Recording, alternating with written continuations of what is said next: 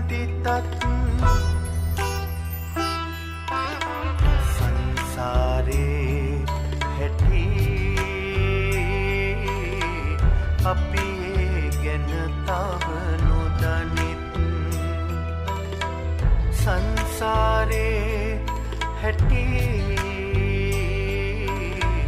අපි ඒ ගැන තව නොදනිත්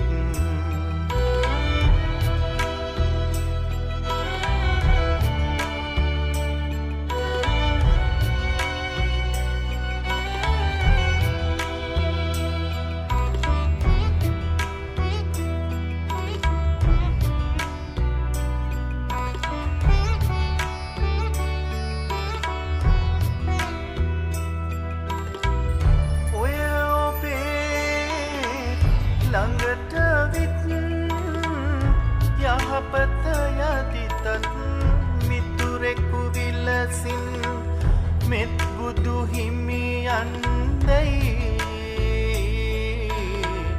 අනේ තවම අප නොදනිත්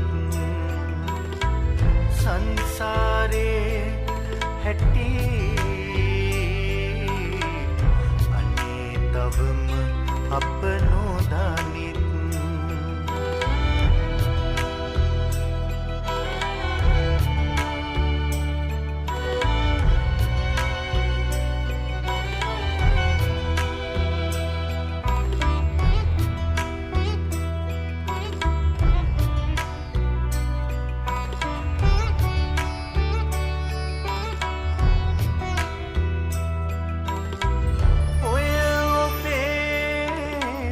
ළඟට විත් සිංහමන් අයදිත් නසරන විලසින් මෙත් බුදු හිමියන්දයි අනේ තවම අප නොදනිත් සංසාරේ හැටි අනේ තවම අප නොදනිත්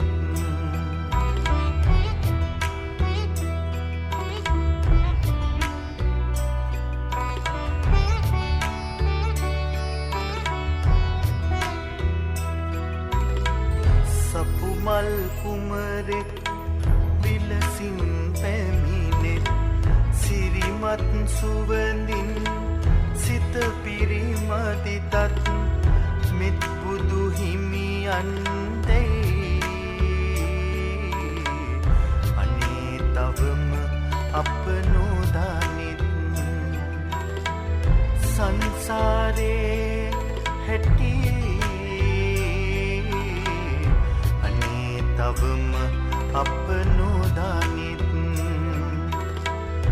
මෙත් බුදු හිමියන්දයි තවම අප නොදනිත්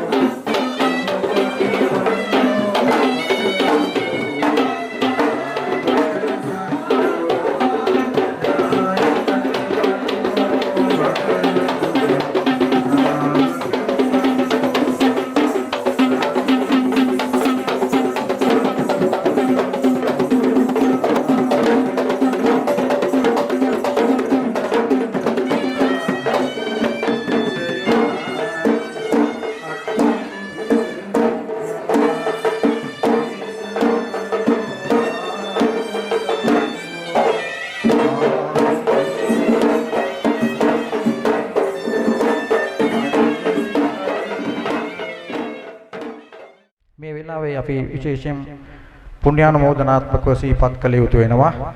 මේ වැඩසටහන සාර්ථක කරගන්නට ගම්පහ ප්‍රදේශයේ පොලිස් ස්ථානයේ සහකාර පොලිස් අධිකාරී ශ්‍රී ලාල් පෙරේරා මැතිතුන් දුන් සහයෝගය පිළිබඳව ඒ වගේම මූලස්ථාන පොලිස් පරීක්ෂක ගෆාර් මහතා දක්වූ සහයෝගය පිළිබඳව විශේෂයෙන්ම අපි පුණ්‍යානුමෝදනාත්මක සිහිපත් කරනවා සාකේත මෙදුරේ එකලමනාකාර මහත්මයා තිස්ස විජේරත්න මහත්මයාගේ අප්‍රතිහත ධෛර්යය නිසාම මේ වැඩසටහන සාර්ථක කරගන්නට අපට උදව් උපකාර කළා. අද මේ සාකේත මෙදුර මංගල අසිරියක් ගන්නවා. මගුල් ගෙදරක අසිරිය ලපා දුන්නේ අපට ලස්සන වෙඩින් ආයතනයයි. ඒ වගේම අලුතගෙන අමනමාලීන් ලෙසත් පිරිසක් ඉන්න බවත් අපට පේනවා. යත් අපට සතුටට කාරණාවක්. ඒ ආකාරයට අද දවසේ 107 VFM නාලිකාව ඔස්සේ සම්මාදිට්ඨි ගමින් ගමට වැඩසටහන තව ස්වල්ප මොහොතකින් ආරම්භ කරන්නටයි සියලු කටයුතු සූදානම් කරලා තිබෙන්නේ. විශේෂයෙන් අපි ජංගම දුරකථන ක්‍රියා විරහිත කොට තබා ගන්න හැටියටත් මතක් කර සිටිනවා. අපිට අපේ රටේ වාසනාවට අපිට තරුණෙක් හම්බෙලා තියෙනවා නිවේදක මහත්මයෙක්. අපි තරංග ප්‍රසාද් බ්‍රහ්මණිගේ ඒ තරුණ ශිල්පියා කතන ශිල්පියාගේ වෙනස් වීම උඩ තමයි මේ වැඩසටහන ඉතාම සාර්ථකව කරගෙන යන්නේ.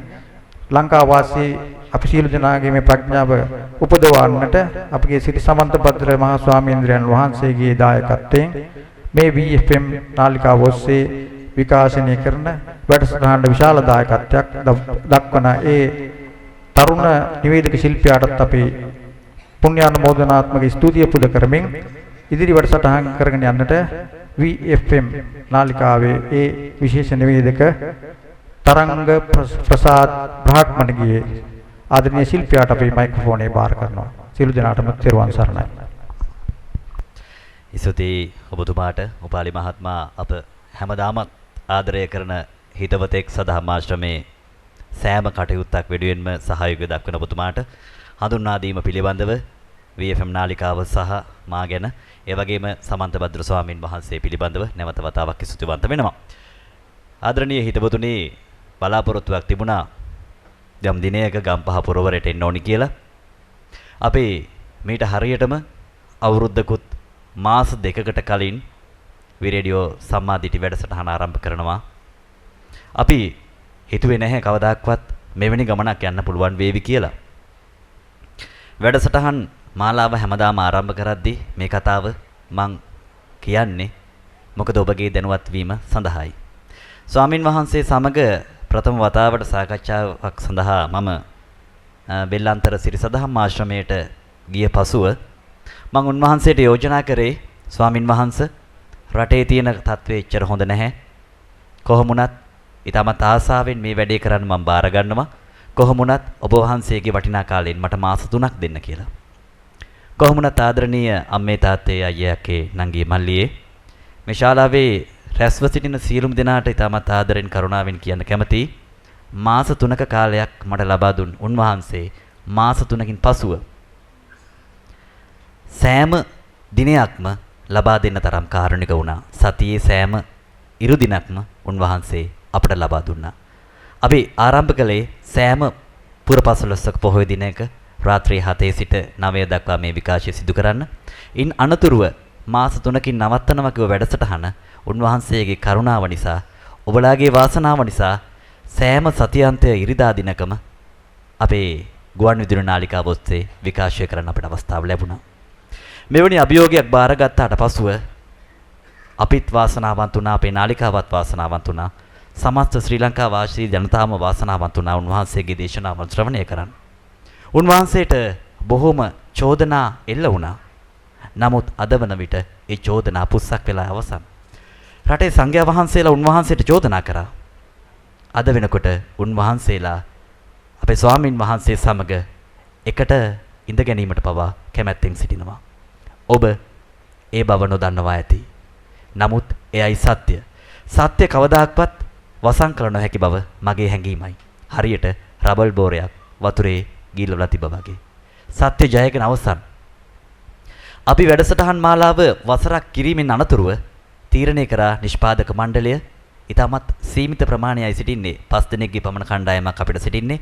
අප තීරණය කළා ගමින් ගමට මේ වැඩසටහන ගෙනියන්න ඕනි කියලා. මොකද සජීවීව හැමෝටම කතා කරන්න අවස්ථාවක් ලැබෙන්නේ නැහැ. ඒ වගේම මුන්වහන්සේ තම ජීවිත කාලය තුල එක් වතාවක් හෝ දැක බලා ගන්න ගොඩක් දෙනෙක් කැමැත්තෙන් ආශාවෙන් ඉන්නවා කියලාත් අපි දන්න නිසාවෙන් අපි තීරණය කරා ගමින් ගමට යන්න. එහි ප්‍රථම වැඩසටහන අපි ආරම්භ කරනවා නාරාහෙම් පිටින්. දෙවැනි වැඩසටහන අපි යනවා වැලිමඩ ඌනාපාන ප්‍රදේශයට. දුෂ්කර ප්‍රදේශයක්. කිලෝමීටර් ගණනාවක් පයින් ගිහිල්ලා අපි වැඩසටහන ඉදිරිපත් කරනවා. දෙවැනි වැඩසටහන ලෙසට මේ වැඩසටහන මාලාවේ සාර්ථකම අංගයේ විදියට අපි ඉදිරිපත් කරනවා යක්කල මුල ප්‍රදේශයේදී ගිය මාසේ 25 වෙනිදා හරියටම නත්තල් දවසේ. එයත් ඉතාමත් සාර්ථක වුණා. අපිට ගාල්ලටත් යන්න ඕනි කමක් තිබුණා. මොකද ගාල්ල කියන්නේ උන්වහන්සේගේ ජීවිතයේ හැරවුම් ලක්ෂයක්. ගාල්ලේ මිනිසුන් එදා අවි අමෝරාගෙන ආවේ නැත්තම් උන්වහන්සේ අද මේ ආසනයේ මේ විදිහට ඉන්න එකක් නෑ කියන දේ මගේ පෞද්ගලික හැඟීමයි. උන්වහන්සේ සැලුන් නැහැ. බුදුරජාන් වහන්සේ අටලෝ දහමෙන් කම්පා නොවුණා වගේම උන්වහන්සේ ආශිර්වාදයක් කරගත්ත උන්වහන්සේගේ දේශනාවන් ඉදිරියට කරගෙන යාම සහ ඔබට සත්‍ය පසක් කරලීම සඳහා. ඉන් අනතුරුව අපි සෙව්වා කවහෙටද අපි යන්න ඕනි කියලා. අපේ හිතේ බලාපොරොත්තුවක් තිබුණා ගම්පහට එන්න ඕනි කියලා. ඒ බලාපොරොත්තුව ඇතිකලේ අපේ උපාලි මහත්මයා. උපාලි මහත්මයාට අවශ්‍යතාවයක් තිබුණා එතුමාගේ නිවසේ මේ වැඩසටහන පවත්වන්න. නමුත් එතුමාගේ නිවසේ පවත්වන වැඩසටහනකට පුංචි විරාමයක් ලබා දීලා ශාන්ති මහත්මියගේ පියාණන්ගේ තෙමස් පූර්ණ සිහිකිරීම වෙනුවෙන් එතුමා කාරුණික වුණා මේ දේශනාව ශාන්ති මහත්මිය වෙනුවෙන් පවත්වන්න අවස්ථාව ලබා දෙන්න. එහි ප්‍රතිඵලයක් ලෙසටයි අද දවසේ අපි සාකච්ඡාවක් මේ විදිහට ධර්ම දේශනාවක් කරන්න බලාපොරොත්තු වෙන්න සිටින්නේ. මගේ හඳුන්වා දීම දීර්ඝ වුණා කියලා ඔබට හිතනම ඇති. එහෙමනම් කෙටි විරාමයක් මම ලබාගෙන අවස්ථාව සලසා දෙනවා අපේ ස්වාමින් වහන්සේට ඔබට කතා කරන්න. ඔබ බලාපොරොත්තු වෙන සිටියේ මගේ දේශනාව අහන්න නෙවෙයි ස්වාමින් වහන්සේගේ දේශනාව අහන්න. ඒක මම හොඳින් දන්නවා. හොඳයි. එහෙමනම් අද දවසේ අපගේ ගෞරවනීය ආරාධනෙන් මේ ස්ථානයට වැඩම කර සිටිනවා. වී රේඩියෝ සම්මාදිටි වැඩසටහනේ අපේ සම්පත්දායකයා අපි හැමෝම ආදරය කරන උන්වහන්සේ දෙහිවල බෙල්ලන්තර සිරි සදහම් ආශ්‍රම වාසී අතිපූජනීය සිරි සමන්ත භද්‍ර අරහත් මහා ස්වාමීන් වහන්සේට මම ගෞරවපූර්වකව ආරාධනා කර සිටිනවා මේ සභාවේ සිටින සියලුම දෙනා අර්ථයෙන් ධර්මයෙන් පෝෂණය කරන ලෙසට අවසරයි ස්වාමීනි. ආජීවට්ටමක සීලය සමාදන් වෙන්න নমස්කාරය කියලා.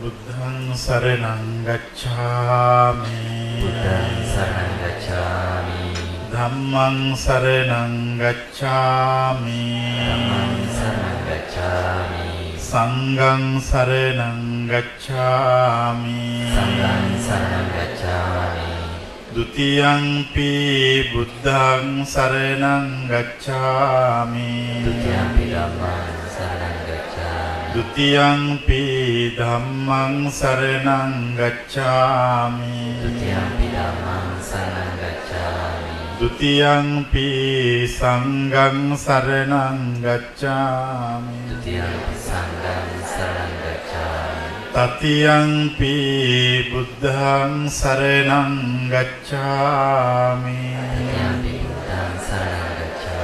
တတိယံ තතියංපි ධම්මං සරණං ගච්ඡාමි တတိယံ තතියංපි සංඝං සරණං ගච්ඡාමි တတိယံ සංඝං සරණං ගච්ඡාමි පානාතිපාතා වේරමණී සික්ඛාපදං සමාදියාමි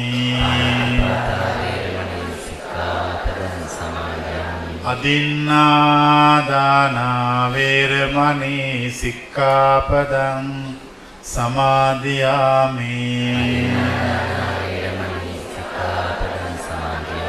කාමේසු මිච්ඡාචාරා වේරමණී සික්ඛාපදං සමාදියාමි.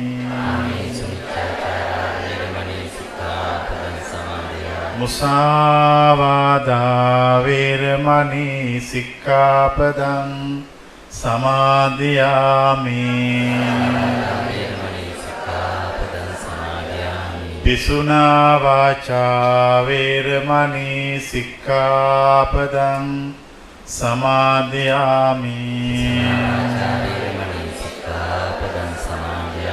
පරුසා වාචා වේරමණී සික්ඛාපදං සමාදියාමි. සම්පප්ප්‍රලාපා වේරමණී සික්ඛාපදං සමාදියාමි. මිච්ඡා ජීවා වේරමණී සික්ඛාපදං සමාදියාමි. මේති සරණ සහිත වූ ආජීව අට්ඨමක සීලය මාර්ගඵල නිවන් අවබෝධය පිණිසම හේතු වේවා වාසනාව වේවා. සාදු සාදු සාදු. පින්වත් සියලු දෙනාම සූදානම් වන්නේ සද්ධර්ම ශ්‍රවණය කරන්න. සද්ධර්මය කියලා කියන්නේ ඒක අපි හැමදාම හැමතැනම අහන එකක් නෙවෙයි. දැන් අපි අහලා තියෙනවා සද්ධම්මෝ පරම දුර්ලභෝ. සද්ධර්මය ඊටාම දුර්ලභයි. එතකොට දුර්ලභ නම් ඒක හැමතැනම තියෙන්න පුළුවන්ද බැරිද? ඒක තියෙන්න බෑ. දුර්ලභ දෙයක් හැමතැනම තිබ්බොත් අපි දුර්ලභයි කියන්නේ අපි කියන්නේ සුලභයි කියලා. සද්ධම්මෝ පරම සුලභෝ නෙමෙයි පරම දුර්ලභෝ. ඒක ඊටාම අමාරුයි හොයාගන්න. මිනිස්සු සද්ධර්මය කියලා හැමදාම විශ්වාස කරන්නේ ඒගොල්ලෝ ජීවත් වෙන සමාජයේ තියෙන ධර්මය. බුද්ධඝංකාරයෝ ඒගොල්ලෝ ජීවත් වෙන සමාජයේ තියෙන සමාජ සම්මතය ධර්මය කියලා විශ්වාස කරනවා. අනිකුත් ආගම් වලත් එහෙමයි. හැබැයි අපේ ප්‍රශ්නයක් තියෙනවා. දැන් මේ ධර්මයෙන් කියනෝ අන්තිම තැනක්. ඒ තමයි නිර්වාණය. ඒ නිර්වාණය තමයි අපේ අරමුණ. දැන් මෙතන ඉන්න හැමෝම මං හිතන්නේ බුද්ධ ආගමේ අය. මොන පින්කමක් කළත් අපි අන්තිමට කියන්නේ ඉදන් හිමිනා පුඤ්ඤ කම්මේන මාමේ බාල සමාගමෝ සතන් සමාගමෝ වම් කියලා අපි ප්‍රාර්ථනා කරනවා. ඒ ප්‍රාර්ථනා කරන්නේ නිවන. ඒකට මට තිබිච්ච ප්‍රශ්නේ කොච්චර කල් මේක ප්‍රාර්ථනා කරන්නද? එතකොට අපි අහනවා කුඩා කල් ඉඳලම දැන් අපි ප්‍රාර්ථනා කළා දැන් අපිට ලැබෙයිද ඒක? එතකොට කියනවා නෑ තාම නෑ. ඊට පස්සේ අපි තරුණ වයසටපත් වෙලා අපි ආය අහනවා දැන් අපි අවුරුදු 25ක් 30ක් ප්‍රාර්ථනා කළා දැන් ලැබෙයිද? නෑ. ඊට පස්සේ අපි අවුරුදු 45ක් 50ක් වෙලා ජීවිතේ මැදි වයස පහු කරලි වෙලා ආය අහනවා දැන් අද හම්බ වෙනවද? නෑ. ඊට පස්සේ වයසට ගිහිල්ලා අවුරුදු 75ක් 80ක් වෙලා අහනවා දැන්වත් හම්බ වෙයිද? නෑ. එහෙනම් මොකද්ද මේකේ තේරුම? කිසිම තේරුමක් නැති හිස් ප්‍රාර්ථනාවකින් ජීවිතේ වහලා තිබ්බා. මිනිස්සු හිතුවා බුද්ධ ආගමේ ඇත්තටම තියෙන්නේ ඒක කියලා. එහෙම එකක් බුද්ධ ආගමේ නැහැ. දේශනාවේ තියෙන්නේ ගෞතම බුදුහාමුදුරුවන්ගේ දේශනාව හා අනිකුත් සියලුම බුදුවරු කරපු දේශනා අරගෙන බැලුවාම යම් කිසි කෙනෙක් ඒ නිවන් මඟ හොඳට අහලා තේරුම් අරගෙන කැපවීමෙන් ඒකට යොමු වෙනවා නම් එයාට මැරෙන්න කලින් නිවන් දකින්න පුළුවන්. දැන් ඒතර අපි කුඩා කාලේ ගිහිලා හුවා මැරෙන්න කලින් නිවන් දකින්න බැරිද? බෑ. එතකොට නිවන් දකින්නේ මරුණයින් පස්සේද? ඔව්. ඊට පස්සේ අපි ගිහිල්ලා පොත් කියනකොට ඒ පොත්වල තියෙනවා ඒ නිවනටපත් වෙන්නේ ජීවත් වෙලා ඉන්න අය පමණයි. ඒ නිවනට කිසිම මියගිය කෙනෙක් යන්නේ නැහැ. එක්කෝ මිය යන මිනිස්සු අපාගත වෙනවා. එහෙම නැත්නම් සුගතියකට යනවා. හැබැයි අපි හැමෝම මරුණම මරණ දැන්වීම ගහන්නේ මොකක් කියලා? ඈ? කවුරුවටවත් නිවන් සැප ලැබෙන්නේ නැහැ. විහිළු කතාවක්. නිවන් සැප ලැබෙන්නේ ජීවත් වෙලා ඉන්නකොට. ආය දේශනාවේ තියෙන සතිපට්ඨාන සූත්‍රයේ මේ කියන මග මේ කියන දහම කවුරු හරි වැඩුවොත් අවුරුදු 7ක් දවස් 7ක් අතර ඒ අයට පුළුවන් එක්ක අනාගාමී වෙන්න එක්ක රහත් වෙන්න. දහමේ තියෙන්නේ එහෙමයි. නමුත් මං හිතන්නේ දැන් මෙතන ඉන්න කාටවත් ඒක අහන්න ලැබුණා කියලා. අවුරුදු 7ක් ඇති. අවුරුදු 7ක් හැබැයි හරියට ඒක වඩන්න ඕනේ කියන කාරණාව හරියට තේරුම් අරගෙන යන්න ඕන. එතකොට ඒක හම්බ වෙනවා. ඒක පාර වරද්දගෙන අවුරුදු 100ක් වැඩුවත් හම්බ වෙන්නේ නැහැ. පාර වරද්දගෙන මුළු සංසාරෙම වැඩුවත් හම්බ වෙන්නේ නැහැ. දැන් මම ඔබට කියනවා ගෞතම බුදුහාමුදුරුවෝ ජීවත් වෙලා හිටපු ಭಾರತೀಯ සමාජයේ විශාල පිරිසක් සෝවාන් වෙලා හිටියා. අපි අහලා තියෙනවා මේ අට කතාවල තියෙනවා කෝටි 7ක් සවැත් නුවර ජනගහනේ හිටියලු. කෝටි 5ක් සෝතාපන්න වුණාලු. දැන් හැමෝම හිතාගෙන ඉන්නේ මේ නිවන කියන එක ධර්මය කියන එක ඒක මේ මහා ලබන්න බැරි මහා කෘතිම එකක් කියලා. එහෙම එකක් නෑ. හරිම ස්වාභාවික දෙයක් ඒක. ඒක ඕන කෙනෙකුට සාක්ෂාත් කරන්න පුළුවන් ධර්මයක්. හැබැයි පැහැදිලිව අහන් ඉන්න ඕන. හොඳ සිහිනුවණින් අහන් ඉන්න ඕන. අහලා කල්පනා කරන්න ඕන. විමසන්න ඕන. ඊට පස්සේ සාක්ෂාත් වෙන්නේ. තව මේ බුද්ධ ආගම හුඟක් මිත්‍යා විශ්වාස වලින් වැහිලා තිබුණා. තව සමහරු හිතුවා අපි සිල් සමාදන් වෙනවා. සිල් සමාදන් වුණා කියලා නිවන් දකින්න බෑ. සීලය කියන එක බුද්ධ ආගමේ උගන්වන්නේ බාහිර කාරණාවක් ලෙස. ආධ්‍යාත්මික ජීවිතයට අත්‍යවශ්‍ය කාරණයක් කියලා උගන්වන්නේ නැහැ. ප්‍රඥාව අත්‍යවශ්‍ය කාරණේ. කෙනෙක් ප්‍රඥාවන්ත වුණොත් එයා ළඟ සීලය තියෙනවා. දැන් හැමෝම කිව්වා කයයි වචනයයි සංවර වුණාම සිල්වත් කියලා. මම කියනවා එහෙම වෙන්නේ නැහැ. දැන් අපි කය සංවර කරනවා මේ මාත් මෙහෙම තියාගන්නවා. අපි වචන සංවර කරනවා කතා නොකර ඉන්නවා. ඒ වුණාට අපි හිත වැඩ කරනවා. කොබලන මං කියන එක තේරෙන්නේ නැහැ. අත උස්සා. මට ප්‍රශ්නයක් තියෙනවා.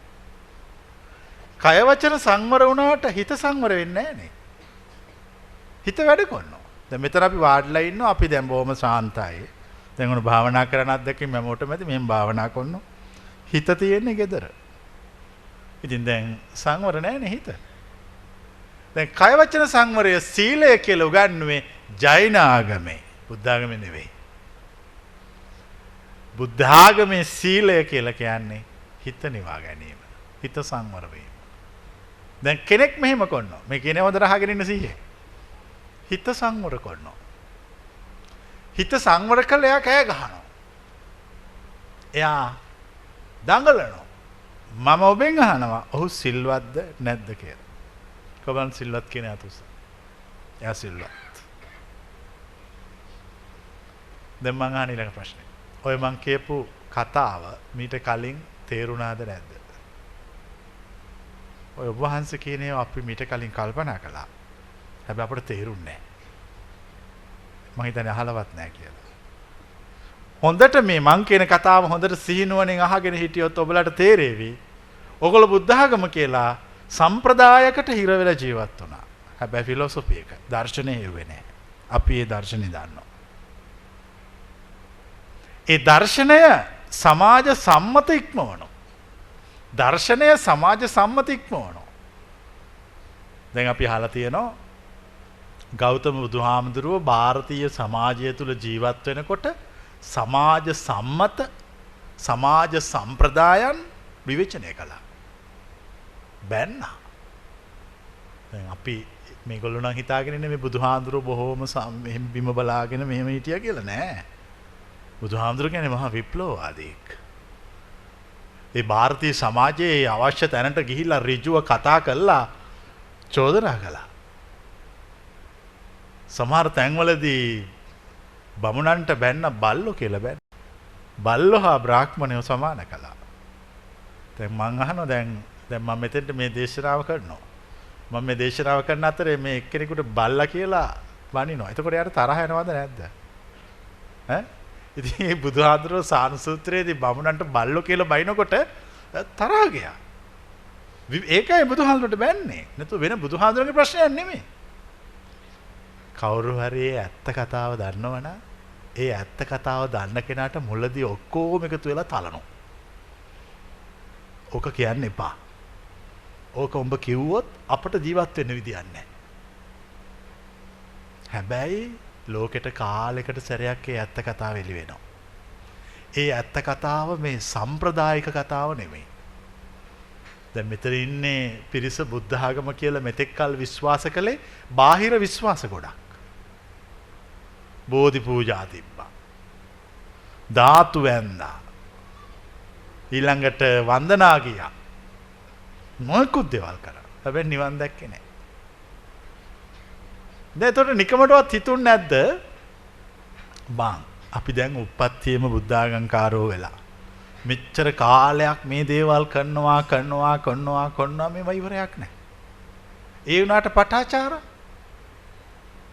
කිසాగෞතමී රජ්ජුමාල අඟුලිමාල ආලවක එක පාර්ටම ගියා. එක්කෝ අපට වැරදිලා. එක්කෝ ඒගොල්ලෝ ගියේ නැහැ.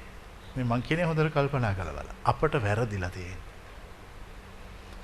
සමාජ සංස්කෘතික රාමුවක් ආගම කියලා සම්මත කළා. ඒ සංස්කෘතික රාමුව තුල සත්‍ය සොයනවා. සංස්කෘතික රාමුව තුල සත්‍ය නැහැ. සත්‍ය තියෙන්නේ සංස්කෘතියෙන් එහා. සත්‍ය දන්න මුනිවරු සංස්කෘතියට පයින් ගහනවා. සත්‍ය දන්නේ නැති කෙනෙක් සංස්කෘතියට පයින් ගහන්න බයයි. සංස්කෘතියට පයින් ගහන්න බය එයාට මොකුත් ඉතුරු වෙන්නේ නැති නිසා. සත්‍ය දන්න කෙනා සංස්කෘතියට පයින් ගහනවා එයා ළඟ සත්‍ය තියෙන නිසා. දැන් අපි මේකේ ඇත්ත කතාව කතා කරන්න කාලේ හරි. මෙතෙක් කලක් මං හිතන්නේ මේ ආගම කියන වචන නිසා මිනිස්සු හරියට විඩාවටපත් වෙනවා කියලා. ආගම කියන වචන නිසා හරියට විඩාවටපත් වෙනවා. ඒ විඩාබර බව පොඩ්ඩක් පැත්තකට තියලා නිදහසේ සවන් දුන්නාම සත්‍ය අවබෝධ වෙනවා. සෝතාපන්න භාවය ලබන්නේ වනාන්තරයක භාවනා කළා නෙමෙයි. දහමට සවන් දීලා. කවලන මාත්‍යක එක ගාය. මම ඔබට පුංචි කතාවක් කියනවා ධම්මපදට්ට කතාවේ කාල සිටුපුත්‍රයාගේ කතාව අනේ පිටු සිටුතුමාට පුත්‍රයෙක් හිටියා කාල කියලා. එයා හස්ති අදුකාරයෙක්. සිටුතුමාට ඕනුණා දවසක් මෙයා කොහොම හරි බුදුහාමුදුරුවෝ ළඟට යවන්න. එයා කිව්වා ගිහිල්ලා ඔබ දහම අහලාවොත් මසුරන් 1000ක් දෙනවා කියලා. කාල ගිහිල්ලා අහගෙන හිටියා. කාලට කියපු දේ තේරුණා හැබැයි මතක හිටියේ නැහැ. කාල සෝතාපන්න වුණා. දැන් තාත්තා ගෙදර ආවම අහනවා මොනවද දැන් උඹ ගියාද? ගිහිල්ලා උඹ කියන්නේ වැහුවද? ඔව් වැහුවා. මොනවද කිව්වේ? කියපුවා මතක නැහැ. ඇහුවද? ඔව් ඇහුවා. මෙන්න මසුනන්දා සල්ලි එපා. සල්ලි එපා. ඔහු සෝතාපන්නයි. දැන් අපිට තියෙන ප්‍රශ්නය මට තියෙන ප්‍රශ්නය මේ මිනිස්සු අවුරුදු 50ක් 60ක් 70ක් මුළු ජීවිතේ කියන කිසි දෙයක් කරන්නේ ආගම වෙනුවෙන් ජීවත් වෙනවා. හැබැයි සෝතාපන්න වෙන්නේ නැතුව මේ යනවා. මොනක් තරම් පවද්ද? කවලන මං කියන එක තේරිච්ච අය. මුළු ජීවිතේම ආගම වෙනුවෙන් ජීවත් වෙන්නේ.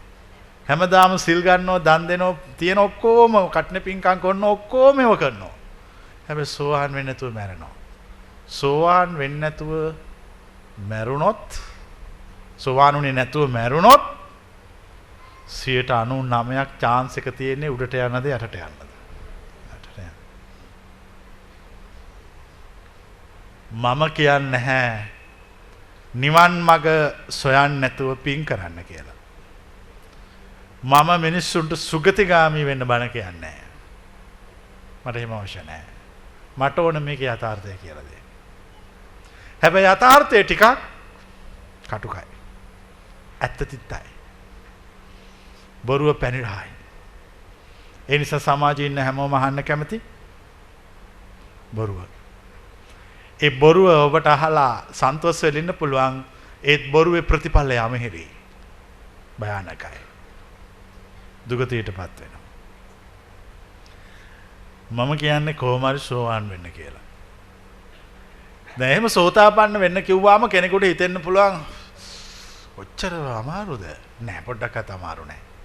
ඒ කියන පණිවිඩය හරියට තේරුම් ගැනීම පමණයි කළ යුතු වන්නේ. නිදහසේ තේරුම් ගැනීම. පක්ෂග්‍රාහී නොවි තේරුම් ගැනීම. ඒ තේරුම් ගත්තොත් ජීවිතේ සම්පූර්ණ සන්තුෂ්ටියෙන් පිරීලා යනවා. සතුටෙන් පිරීලා යනවා. ඕනමට වඩා ජීවිතේ කිසි දෙයකට හිර වෙලා ජීවත් වෙන්න එපා. දැන් මේ දේශනාව අහන්න එනකොට මේ අයගේ හිස් මුදුනේ තියාගෙන ආවේ ආගමනේ. මම ඔබට කියනවා බිමින් තියන්න කියලා. ආගම බිමින් තියලා නිකන් පුටු උඩ වාඩි වෙන්න. දැන් ආගම තියෙන්නේ කොහෙද? බිම.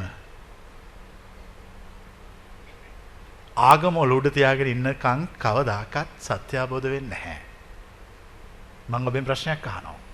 බුද්ධ ආගමේ වැඩිම ධර්මයේ දැනගෙන හිටියේ කවුද කියලා? කවුද මේ ධර්මයේ වැඩියෙන්ම දැනගෙන හිටියේ කටපාඩමේ? ආනන්ද තෙරුන් වහන්සේ. රහත් වුණාද නැද්ද? රහත් වුණේ බුදුහාමුදුරුවෝ පිරිනිවෙලත් මාස ගානකට පස්සේ. ඇයි? ධර්මයේ ඔලුවට තියන් හිටියේ.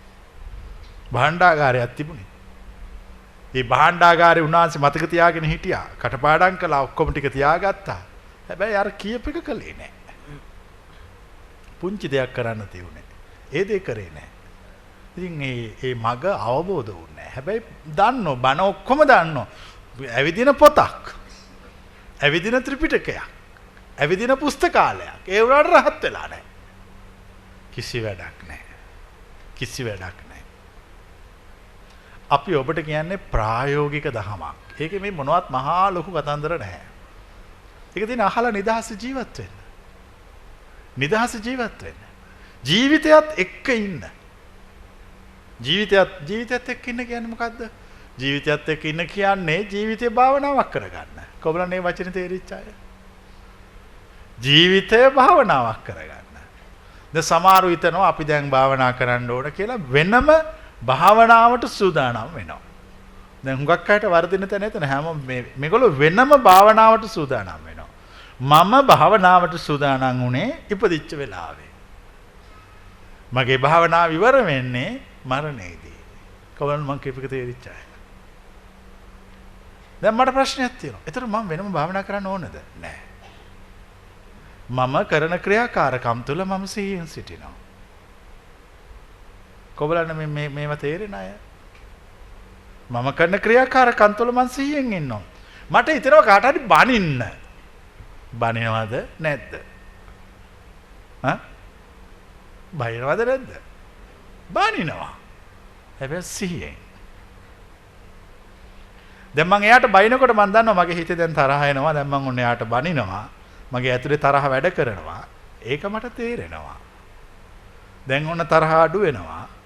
දැන් මගේ වචන වල සැර බාල වෙනවා. මට ඒකත් තේරෙනවා. ඉතින් ඒ ඇති. ඒ තමයි බුද්ධ ආගම. යතහ යතාවා පනස්ස කායෝ පනිහිතෝ හෝති තථා තථානං පජානාති. ඔබ යම් ක්‍රියාවක් කරයිද ඒ ක්‍රියාව තුළ සිහිය පවත්වන්න.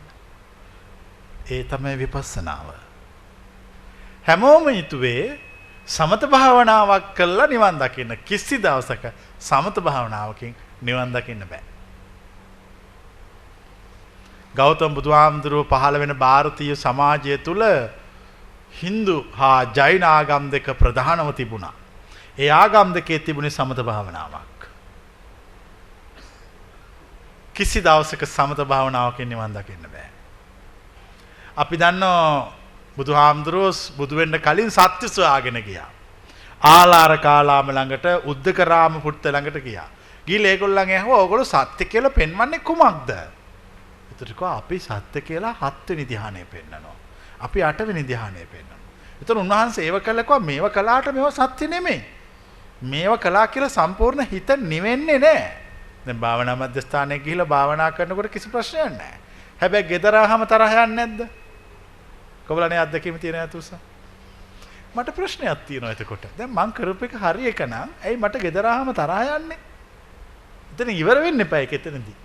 එහෙම වෙන්නේ නැහැ. එහෙම වෙන්නේ නැහැ. අපි අපේ නෝගත්කමට මෝඩකමට ඕවා කර කර මෙතෙක් කලක් හිටියා. හැබැයි ඕවා ගැන කල්පනා කරේ නැහැ. මමත් ඕවා කළා. හැබැයි මං කල්පනා කළා. මොකද්ද මේ කරන පිස්සු? මොකද්ද මට මෙහෙමයි ලැබෙන්නේ? භාවනා කරනකන් හිත නිවිලා තියෙනවා. ආයෙ ගෙදර ගියාම මේ ගින්න ඇවිල්ලා පන්සලේ ඉන්නකොට කිසි ප්‍රශ්නයක් නැහැ. ගෙදර ගිය ගමන් ප්‍රශ්න ජාලාවක පටලැවෙනවා. මට බැරිද ජීවිතේ කිසිම ප්‍රශ්නයක් නැතුව ඉන්න? එහෙම දහමක් ලෝකේ නැද්ද? ඇත්තටම තියෙනවා. ඒ තමයි බුද්ධ ආගම. ඒක දන්නේ නැහැ කවුරුවත්. ඒගොල්ලෝ දන්නේ නැහැ ජීවිතේ සන්තෝෂෙන් ගත කරන විදිය. ඒගොල්ලෝ දන්නේ නැහැ සතුටෙන් ඉන්න විදිය. ඒගොල්ලෝ දන්නේ නැහැ මේ ප්‍රශ්න වලට බැඳෙන්නේ නැතුව ජීවත් වෙන විදිය. බුද්ධ ආගම කියන්නේ බැඳෙන්න එපා කියලා. විඳින්න එපා කියලා නෙමෙයි. මොකද කියන්නේ? බැඳෙන්න එපා කියලා කියන්නේ. විඳින්න එපා කියලා නෙමෙයි. දැන් කවුරු හරි ඔන්න රස කෑමක් කනවා. මං ආන එක බුද්ධ ආගමට අනුකූලද නැද්ද කියලා. කොබලන් අනුකූලයි කියන අය. නෑ කියන අය. ඒක බුද්ධ ආගමට අනුකූලයි. ලස්සනට ඇඳලා පැලඳලා හොඳට ජීවත් වෙනවා. මං අහන්නේ බුද්ධ ආගමට අනුකූලද නැද්ද කියලා. ඒක අනුකූලයි. කවුරු හරි කෙනෙක් කියනවා අපෝ අපි වැඩි අඳින්නේ නැහැ. අපි බොහෝම අල්පෙච්චයි කියලා. ඒක බුද්ධ ආගමට අනුකූලද නැද්ද? ඒක අනුකේ ජෛන ආගමේ තියෙන්නේ. අපේ මිනිස්සු අල්පේච්ච බව කියලා කිව්වේ අඩුවෙන් පාවිච්චි කරන එක. මං කියන්නේ ඒක වැරදි. එක මිනිසෙක් ඉන්නවා එයාට රස්සාවෙන් පඩි හම්බෙනවා රුපියල් 10000ක්. එයා රුපියල් 1000ක සාරියක් අඳිනවා. තව එක්කෙනෙක් ඉන්නවා එයාට ලක්ෂයක් පඩි හම්බ වෙනවා 10000ක සාරියක් අඳිනවා. මං ආන්නේ මේ දෙන්නගෙන් අල්පෙච්ච කවුද? කොබලන් මං අහපු ප්‍රශ්නේ තේරිච්ච අය. අතුස්සන්. අපි මෙතන විවෘතව කතා කරන්න ඕනේ නැත්නම් අපි ආයි මටත් වෙන්නේ මෙතන තව බොරුවක් ගහලා යන්න. එතකොට ඔයගොල්ලෝ ආයි තව පටලැවිල්ලක පටලැවෙනවා. මං කියන එක තේරෙන්නේ මං එහෙම බොරු ගහන්නේ නැහැ. මං කියන එක කෙලින් කියනවා ඇත්ත නම් ඇත්ත කියලා කියනවා. බොරු නම් බොරු කියලා කියනවා. මම කියන එක කාට හරි ඒක වැරදි නම් මාත් එක්ක විවෘතව කතා කරන්න පුළුවන්, සාකච්ඡා කරන්න පුළුවන්. ඊට පස්සේ නිගමනයකට එන්න පුළුවන්. අපි මේක මේ බොරුව තව බොරුවකින් මම වහන්නේ නැහැ. බොරුව මෙහෙම ගලවනවා. හැබැයි ඉතින් බොරුව ගලවන එක ලේසි නෑ. ඒක තුවාලයක කබොල්ල ගලවනවා වගේ. අයිතිකාරයට රිදෙනවා. කියන්නේ තමා තුළ තියෙන බොරු තමාගෙන් ගලවනකොට තමාට රිදෙන්නේ. මට නෙවෙයි රිදෙන්නේ. දැන් මම අහන ප්‍රශ්නය. දැන් ඔයගොල්ලෝගේ ජීවිතේ දැන් මේ ඇත්තටම අවංකවම හෙව්වනේ. කොබලන් එහෙම කරපුවා ඇතුස්සා. ඇත්තටම හෙව්වා. එනකොට හම්බුනේ. හෙව්වේ වැරදි විදියට. සංස්කෘතිකව හෙව්වා. පටලැවිලා තියෙන බුද්ධ ආගමයි ජෛන ආගමයි අතර ලොකු මේ. අපි හිතන් ඉන්නවා බුද්ධ ආගමේ දේවල් ජෛන ආගමේ බුද්ධ ආගමේ කියලා. බුද්ධ ආගමේ අල්පේච්ඡ බව කියන්නේ නොබැඳී සිටීම. කොබලන තේරෙන අය. නොබැඳී සිටීම. දැන් මෙතන වාඩි වෙලා ඉන්න කෙනෙක්ගෙන් ඇහුවොත් මේ පුටුව සුවදායකද නැද්ද කියලා ඒගොල්ලෝ කියනවා හොඳ මේ වටිනා පුටුවක වාඩි වෙලා ඉන්නේ. ඉතින් මගෙන් අහනවා ඔබ වහන්සේට මේක කොහොමද? කිසිම වැඩක් නැහැ. මොකද දැන් මේ වාඩි වෙලා ඉඳලා ඕක වගේම වෙලා. කොබලන මං කියන කතාව තේරෙන අය. එතකොට මේක මාරයිනේ. මේක හරි අමුතුයිනේ මේ ලෝකේ තියෙන විදිය. හැමදාම මිනිස්සෙක් ඉන්නවා ඒ මිනිස්සයා කන්නේ එළවලු මාළු 20ක් 30ක් එක බත් කනවා. ඒ භෝජනේ යාට අමුත්තක් නැහැ. ඒ කෑම මේසෙට හිඟන්නේක් ඇවිල්ලා වාඩි වෙනවා. එතකොට එයා කියනවා මේක නම් පුදුම රස කෑමක් කියලා. බෑ පළවෙනි දවසේ විතරයි. කොබලන ජීවිත අත්දැකීම් තියෙන කියන්න. අතුසන බලන්න මේ මත තේරෙනවද කියලා. දෙවෙනි දවසේ කාලා කියනවා ගතියක් නැහැ. තේරුමක් නැහැ කියලා. හතරවෙනි පස්වෙනි දවසේ පා වෙනවා. මං අහන්නේ මේ පටලැවිලි මොනවද කියලා. මට ප්‍රශ්න තියෙනවා. මට ඕන කිසි දවසක එපා වෙන්නේ නැති එකක්. මට ඕන නවතින්න නැතුව විඳින්න. කොබලන් එකට කැමති අය.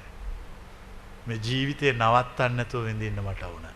ඕගොල්ලෝ විඳින ලෞකික ක්‍රමයට විඳින්න ගියාම ඒ විඳීම ටික වෙලාවකින් නවතිනවා. කොබලන් එක දැනෙන අය. අපි කියන දහමේ ඒ විඳීම නවතින්නේ නැහැ. සත්‍ය අවබෝධයටපත් වීමයි පරිනිර්වාණයයි මේ අතර සම්පූර්ණ ජීවිතේ විඳිනවා. හැබැයි විඳට ඇලෙන්නේ නැහැ. කවුරුනේ දහම තේරෙන අය? ඕක තමයි බුද්ධ ආගම. ආස්වාදය විඳින්න නැත්නම් කොහොමද ආදීනවයක් දකින්නේ? ආදීනවයක් දකින්න නැත්නම් කොහොමද නිස්සරණයක් සොයන්නේ? කවුරුනේ වචන තුන දෙරිච්ච. ආස්වාදය විඳින්න නැත්නම් කොහොමද ආදීනවය දකින්නේ? ආදීනවය දකින්න නැත්නම් කොහොමද නිස්සරණය සොයන්නේ? නිස්සරණය කියන්නේ නිවීම. නිවෙන්න කලින් විඳින්න ඕන මේ ලෝකය. ඇස කන නාසය දිව ශරීරය දැන් ඕගොල්ලෝට මම විඳින්න එපා කිව්වත් ඕගොල්ලෝ විඳිනවා. විඳින්න කිව්වත් විඳිනවා. ඒක තමයි මනුස්ස ස්වභාවය. ඒක තමයි ඇත්ත. අපි බොරු කියන්නේ නැහැ. ඒක තමයි ඇත්ත කතාව. බුද්ධ ආගමේ කියන්නේ නැහැ කිසි තැනක විඳින්න එපා කියලා. මජ්ක්‍ධිම නිකායේ සූත්‍රයක් තියෙනවා 152 වෙනි සූත්‍රයේ ඉන්ද්‍රිය භාවනා සූත්‍රය. කියවන්න ඒවා. අමාරු දේශනාවක් ඇති තියෙන. ඒක තමයි හරි. ඒවා අමාරුයි උනාට ඒවා හරි. ඒවා අමාරු නිසා කවුරුත් ඒවට අත තියන්නේ නැහැ. අර ලේසි කියන්න පුළුවන් බණ කතා ටිකයි ජාතක කතා ටිකයි කියනවා. මම කියන්නේ ඒක නෙවෙයි අරව කියන්නේ. ඉන්ද්‍රිය භාවනාව කරන විදිය කියලා දෙන්නේ. ඉන්ද්‍රිය භාවනාවේ තියෙන්නේ නොබැඳී ජීවත් වීම. දැන් එතකොට මේ භෞතික කාරණා වෙනස් කළා කියලා ඒක නිවනට බලපාන්නේ නැහැ. ඇඳුම් මාරු කළා කියලා, කෑම වෙනස් කළා කියලා, එලෝ මේ බත් පිඟාන වටේ තියෙන එලෝලු ගාන, මාළු ගාන ඒක නිවනට බලපාන්නේ නැහැ. ඒවා කතන්දර ඔක්කොම. නිවනට බලපාන්නේ එකම එක දෙයයි. ඒ ඔබගේ සිත. සිතේ මේ සියලු ප්‍රශ්න පවතින්නේ. එතකොට අපි කරන්න ඕනේ මේ සිතේ ඇත්තටම තියෙන ප්‍රශ්න ටික निराවුල් විවෘත නිදහස් මනසින් හොයන්න ඕන. කලබල වෙලා හෙව්වොත් මේ බැහැෙනවා. හොයාගන්න බැරි වෙනවා. අපි එහෙමනේ අපි හරිය විවෘතයි. අපි සාකච්ඡාවට කැමතියි. අපිට ආගමක් නැහැ. අපි නිදහසේ කතා කරනවා. සත්‍ය තමයි අපේ ආගම. කොබලන්න මාත් එක්ක එකඟ වෙන්න කැමති අය. අපේ ආගම සත්‍ය. අපට ආගමක් කියලා එහෙම එල්ලිලා පොරකණ්ඩ ගහගන්න බෙදාගන්න මොකුත් නැහැ. අපි සත්‍ය වෙනුවෙන් ජීවත් වෙනවා. එච්චරයි අපි දන්නේ. හැබැයි අපි යමක් දන්නවා. ඒ දන්න දේ හරියටම හරි. ඒක හැමෝටම තේරෙන්නේ නැහැ. තේරෙන්නේ නැති කට්ටියට වැරදි. තේරෙන කට්ටියට හරි. තේරෙන්නේ නැති කට්ටියට තේරුම් කරවන්නත් බෑ. සමාජයේ මිනිස්සු කොටස් හතරක් ඉන්නවා. උග්ගටිතඤ්ඤෝ, විපචිතඤ්ඤෝ, ඤෙය්‍ය පදපරම. උග්ගටිතඤ්ඤෝ කියලා කියන්නේ කෙනෙකුට පරමාර්ථ ධර්මය. පරමාර්ථ ධර්මය කියන්නේ නිවන. මෙහෙම කියනකොට තේරෙනවා. ඒගොල්ලෝ ඒ සසර කාලයක් මේකට හිත පුරුදු කොල්ලා. ඒ නොඇලී ඉන්න පණිවිඩය. නොඇලීමේ දහම ඒගොල්ලෝ සංසාරේ දිගටම අහලා. ඒගොල්ලෝ ජීවිතේ කරපු එකම දේ අත්හැරලා දාන එක. කිසි දෙයකට බැඳෙන්නේ නැතුව ජීවත් වෙන එක. එතකොට ඒගොල්ලෝ මේ මනුෂ්‍ය ලෝකයේ ඇවිල්ලා ඉපදිලා ඉන්නවා. ඒගොල්ලන්ට මේ වචන 1 2 3 ඇහෙනකොටම තේරෙනවා මේක තමයි මම හෙව්වේ. මේක තමයි සත්‍ය. මම යා යුත්තේ අකමැත්තෙන් වුණත් මෙතෙන්ට. එතකොට එයාගේ හිත කියනවා ඔතෙන්ට යන්න එපා. ඔතෙන්ට ගියොත් උඹගේ තියෙන සියලු සන්තකේ නැති වෙයි කියලා. ඒත් එයා කියනවා කමක් නැහැ නැති වෙච්ච දේ මම සත්‍ය සොයාගෙන යනවා. සත්‍ය සොයාගෙන යනවා. සිද්ධාර්ථ ගෞතම බෝසතාණන් වහන්සේ සත්‍ය සොයාගෙන ගියා. මහා විප්ලවයක් කරා. සුද්ධෝදන රජුගේ මාලිගාවේ ඔක්කොම කලබල වුණා. ඇයි? සත්‍ය සොයාගෙන ගියා සිද්ධාර්ථ. අරිය පරියසන සූත්‍රයේ තියෙනවා මෙහෙම. මාතා පිතුන්නම් අස්සු මුඛාණං රුදන්තාණං කේසමස්සු ඕහාරෙත්වා කාසාය වත්තාණි අච්ඡාදෙත්වා අගාරස්මා අනගාරියං පබ්බජි. අම්මා තාත්තා බලාගෙන ඉඳෙද්දි කඳුළු සලද්දී කෙස් කපලා දාලා කසාවතකුත් පොරෝගෙන මාලිගාවෙන් බැහැලා යන්න ගියා. දැන් ප්‍රශ්නයක් තියෙනවා අත උස්සන්න කාට හරි. ওই කතාවට කලින් අහපු අය අත උස්සන්න. ඇත්තටම සිද්ධාර්ථ කුමාරයා හොරා පැනලා ගියේ නැහැ. මජ්ක්‍ධිම නිකායේ ආර්ය පරියේෂණ සූත්‍රයේ ඉතා පැහැදිලිව දක්වලා තියෙනවා. මාතා පිතුන්නම් අස්සුමුඛාණං රුදන්තාණං කේශමස්සෝහාරෙත්වා කාසාය වත්තානි අච්ඡාදෙත්වා අගාරස්මානගාරියං පබ්බජි. අම්මා තාත්තා බලාගෙන කඳුළු සලසලා ඉඳෙද්දි කස් කෙස් කපල කසාවතකුත් දාගෙන අපි යනවා යන්න කියලා සත්‍ය සොයාගෙන ගියා. උග්ගටිතඤ්ඤු කියන්නේ එකපාර ආපු ගමන් සත්‍ය තේරෙනවා. විපචිතඤ්ඤු කියලා කියන්නේ ඒගොල්ලන්ට හුඟක් අහන්න ඕන. පැය ගාණක් දවස් ගාණක් අහනකොට තේරෙනවා හරි කියලා. ඤෙය්‍ය කියන්නේ එහෙම තේරෙන්නේ නැහැ. අවුරුදු ගාණක් වඩන්න ඕන. ඒ අවුරුදු ගාණක් වඩනකොට තේරෙනවා හරි කියලා. සමහරව ඉන්නව තේරෙන්නෙම නැහැ. තේරෙන්නෙම නැති මිනිස්සු හැමදාම තේරුම් ගත්ත මිනිස්සුන්ට බයිනවා. කොහොමද තේරෙන්නේ කතාව? තේරෙන්නේ නැති මිනිස්සු හැමදාම තේරුම් ගත්ත මිනිස්සුන්ට බයිනවා. තේරුම් ගත්ත මිනිස්සු හැමදාම නිහඬයි. තේරුම් ගත්ත මිනිස්සු කලබල වෙන්නේ නැහැ. පිස්ස කලබල වුණාට දොස්තර කලබල වෙන්නේ නැහැ. ඒගොල්ලෝ නිහඬයි. ඒගොල්ලෝ යමක් දන්නවා. දැන් මම ඔයගොල්ලන්ට කියන්නේ එකම දේ. මට වෙන කිසි කතාවක් කියන්න ඕනේ නැහැ. එකම කාරණය මම කියන්නේ කොහොම හරි මේ ලෝකේ තියෙන ඇත්තම දේ හොයාගෙන මෙහෙන් යන්න. කොහොමද එකට කැමති අය? අපි ඒකට වට කතන්දර කියන්නේ නැහැ. වට කතන්දර කියන්නේ කවදාකවත් කරන්න බැරි ඒවා. එකක් කරාම තව එකක් කියනවා. ඊට පස්සේ ඒක කරාම තව එකක් කියනවා. ඊට පස්සේ ඒක කරාම තව එකක් කියනවා. අපි එහෙම කියන්නේ නැහැ. අපි ඍජු කෙටි පාරක් කියනවා. හැබැයි මේ පාර ටිකක් දරුණුයි. ඒ වුණාට හරි. අපිට නිවන් දකින්න කියලා අපි මේ කවදාකවත් කරන්න බැරි වෙන්නේ නැති ක්‍රමයකට අපි හිත හදන්න ගියා.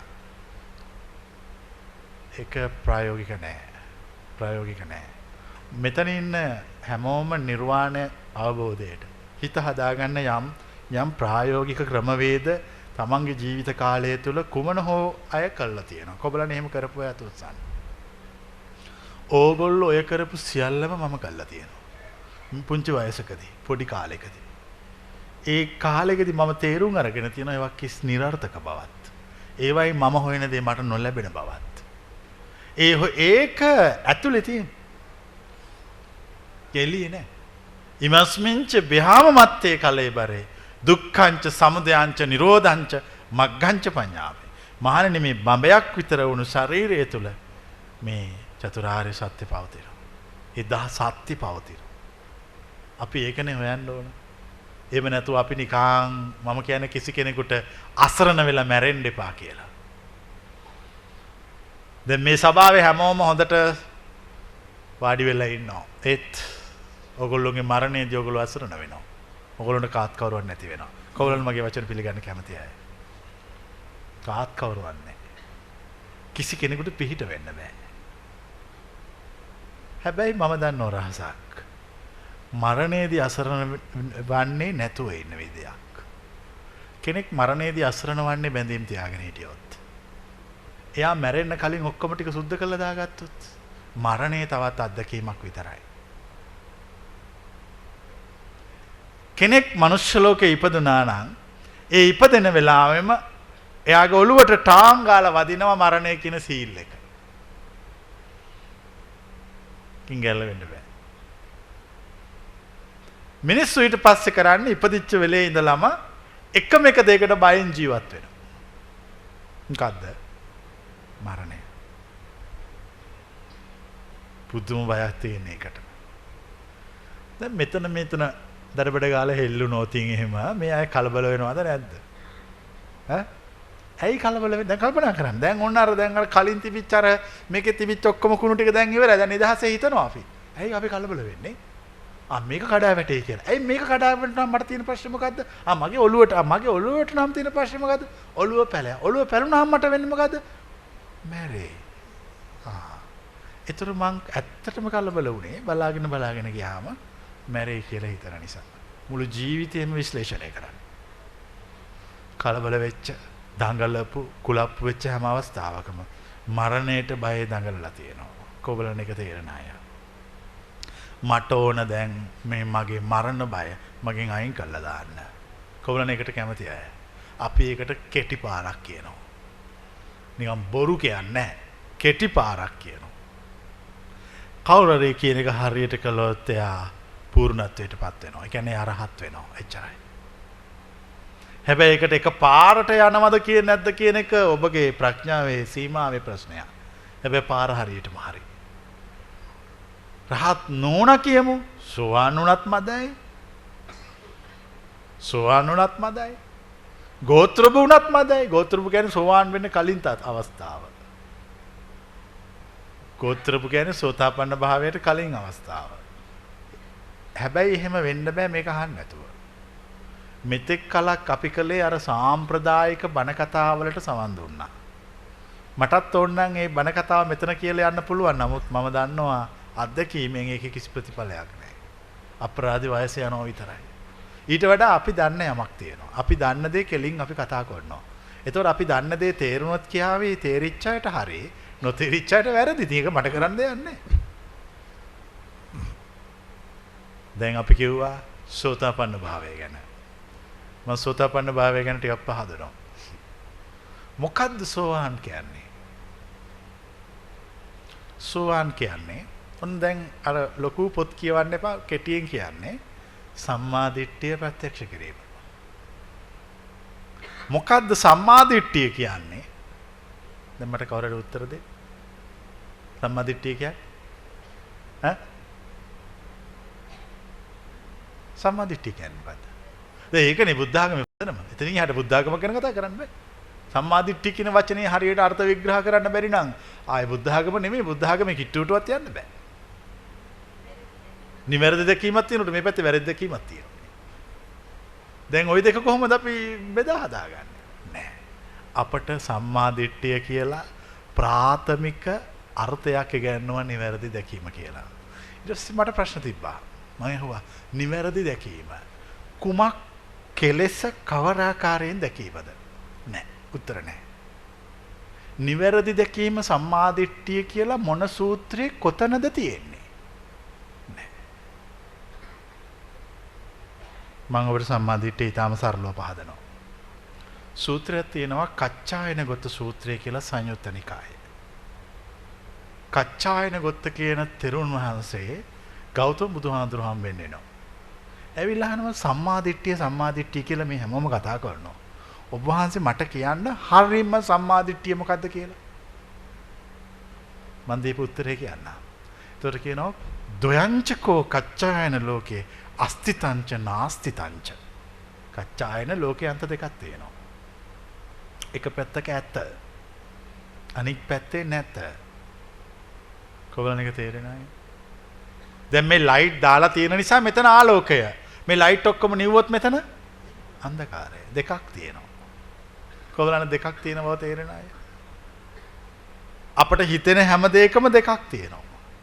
අපට පේන හැම දෙයකම දෙකක් තියෙනවා. අපට දැනෙන හැම දෙයකම දෙකක් තියෙනවා.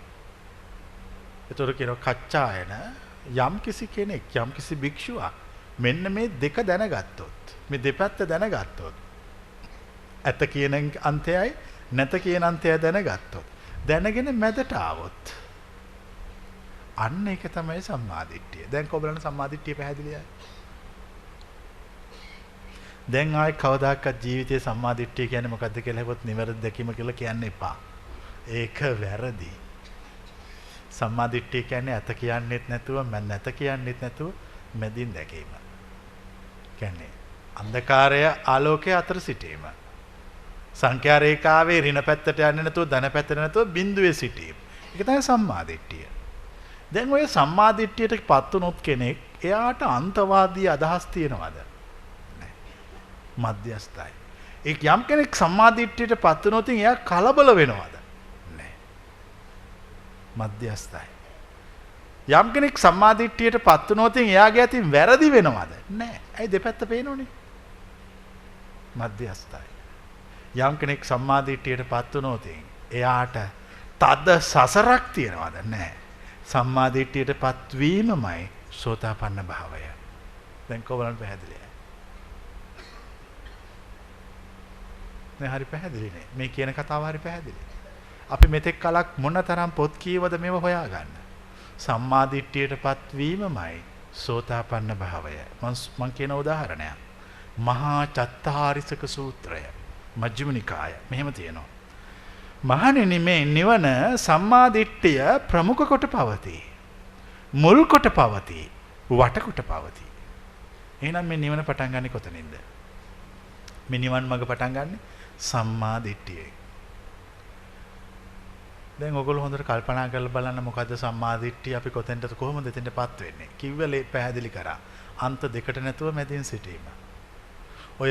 ඔය සූත්‍රයේ ත්‍රිපිටකයේ දෙපළක තියෙනවා. නමුත් අවාසනාව කියන්නේ කවුරුවත් ඔය කිව්වේ නැහැ. කවුරුවත් ඔය දන්නේ නැහැ.